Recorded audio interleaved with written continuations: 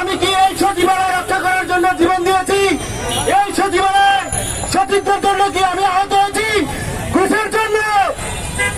আমি কি আমার বাইরে যারা আহত হয়েছে তারা কি এই সচিবের ঘুষ বাণিজ্যের জন্য তারা কি আহত হয়েছে? তারা যে পরিমাণ আওয়ামী লীগের আমলে ঘুষ, চাঁদাবাজি, টেন্ডার সকল কিছু করেছে, এখনো এই আওয়ামী লীগের দোষরা রয়ে গেছে। এখনো এই চাঁদাবাজি ঘুষ নিয়ে তারা এখনো সচিবালয়ে পড়ে আছে।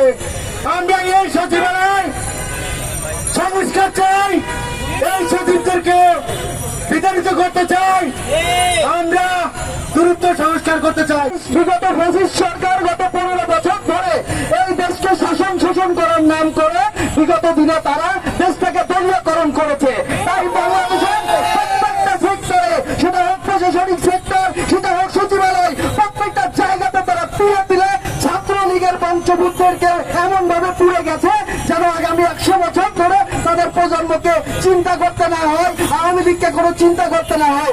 আমরা বলতে চাই, আমরা যে যুদ্ধ করেছি, আমরা 15 বছর ধরে যে অত্যাচারের প্রেক্ষিতে গত 2 মাস আগে দেশকে যেভাবে স্বাধীন করেছি, আমরা কিন্তু কিচ্ছু ভুলি নাই।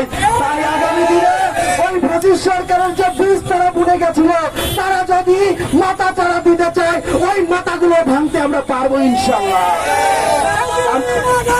আমি বলতে চাই, আগামী দিনে এই ছাত্র সমাজ কিন্তু রাস্তা ছাড়ে নাই। বিপ্লবী ছাত্র জনতা ঢাকা বিশ্ববিদ্যালয় থেকে রাজপথে নেমেছে। আমরা সরকারকে স্পষ্ট জানিয়ে দিতে চাই, আপনার সরকারে ভারতের দালাল আলী মজুমদার কেন? আপনার সরকারে আরো 2-1 ভারতের দালাল বসে আছে কেন? আপনারা ক্ষমতা নেওয়ার পরে